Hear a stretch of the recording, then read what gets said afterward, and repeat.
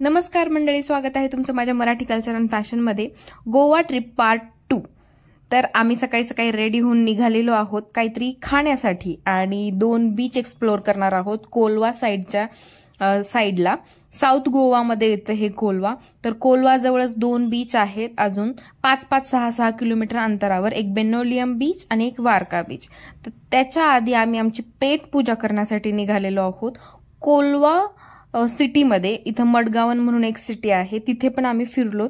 Petrol पाहिलं, पहिले petrol भरलं आम्ही आणि टाकी फुल केली आम्हाला फिरण्यासाठी 2 दिवस. तर इथे कळालं की एकदम स्वस्त पेट्रोल आहे गोवामध्ये फिरण्यासाठी, त्याच्यामुळे तुम्ही बाईक खूप जास्त अफोर्डेबल राहील तुम्हाला गोव्यामध्ये फिरण्यासाठी. आणि मग फायनली आम्हाला एक नाश्त्याचा पॉइंट सापडला, तो पण कोलवा बीच साईडला. आणि इथे ह्यांनी घेतलं होतं ब्रेड आणि ऑमलेट आणि मी घेतलेला होता डोसा. तर तो पण आपल्यासारख्याच रेटमध्ये होता, जास्त महाग नव्हता, 70-60 असाच होता. नाश्ता पण खूप छान भेटला. आणि मग परत आम्ही निघालो बेनोलियम साईडला. आम्ही मॅप यूज केला सगळीकडे फिरण्यासाठी आणि इथून पुढे मॅप यूज करत करत आम्ही जवळजवळ 7 किलोमीटर गेलो. 7 किलोमीटरवर ते बेनोलियम बीच होतं आणि ते पण एकदम क्लीन. साऊथ गोवामध्ये जर तुम्ही एक्सप्लोर करत असाल तर सगळ्यात क्लीन बीच आहेत आणि सगळ्यात क्लीनेस्ट बीच म्हटलं तर कोलवा बीच आहे.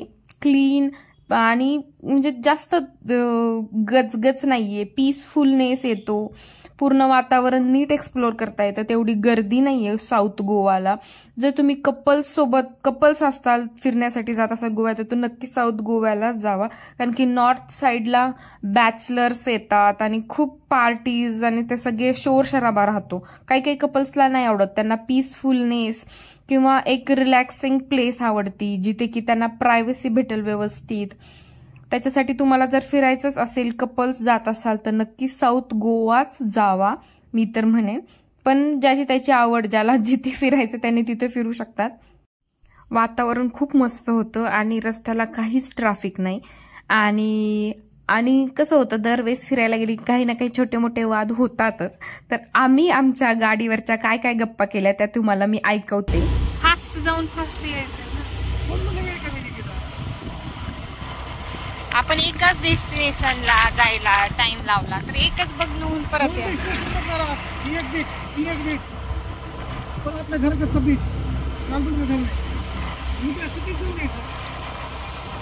माझं म्हणणं होतं की आपण फास्ट जाऊया आणि जितके प्लेसेस एक्सप्लोर करता येतील तितके एक्सप्लोर करूया. पण ह्यांचं असं म्हणणं होतं की आपण स्लो जाऊया, वातावरणाचा आनंद घेऊया, रस्ते बघूया कसे आहेत काय आहेत.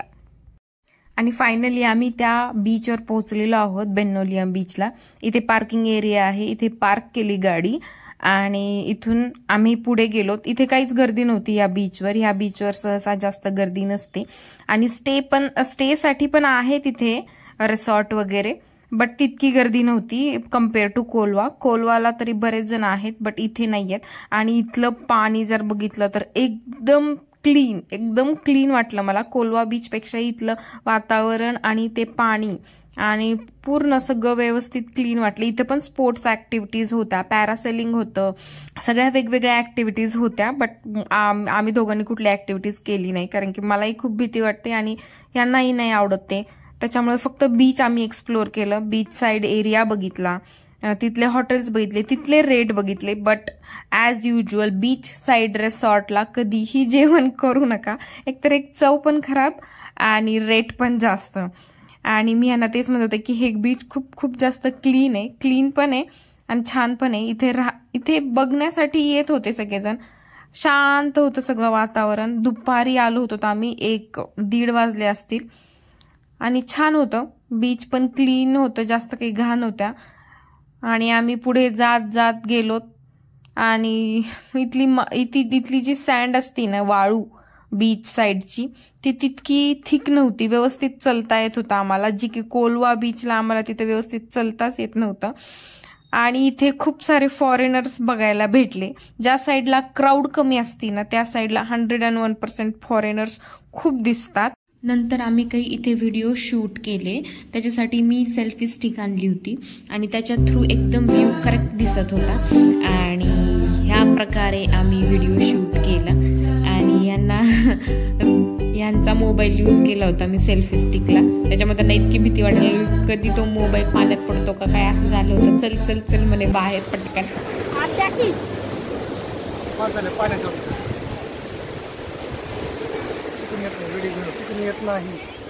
कसा येईल तसा नंतर बघू आपण कुठला चांगला आला.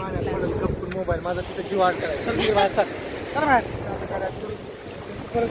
कसं पडलो निघता निघत नाही मग पडल्यावर. नंतर आम्ही निघालो वारका बीच बघण्यासाठी. मी मागे बसून लेफ्ट का राईट वळायचंय ते सांगत होते, मॅप बघत बघत. चला चला सांगते, रेड मीटरवर वळायचं. आणि फायनली आम्ही मॅपच्या लोकेशन थ्रू व्यवस्थित वारका बीचला पोहोचलेलो आहोत.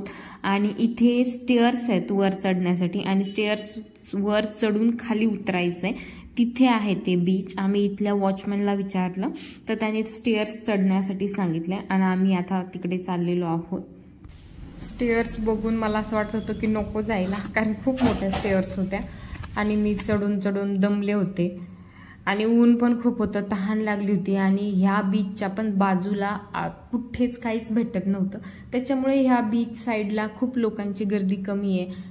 रिसॉर्ट एक आहे, बट जे रिसॉर्ट बुक केलेलं आहे त्यांच्यासाठीच आहे, आतमध्ये दुसऱ्यांना एंट्री दिलेली नाहीये. हे बॅक साईडचं रस्ता आहे, तिथून आपण दुसरे जाऊ शकतो. तर रिसॉर्टमध्ये फक्त ज्यांनी बुक केलेलं आहे तेच जाऊ शकतात. आणि आजूबाजूला कुठलंही दुकान किंवा कुठलंही हॉटेल असं काहीच नाहीये जेणेकरून आपण त्यांच्याकडून पाणी बॉटल घेऊ.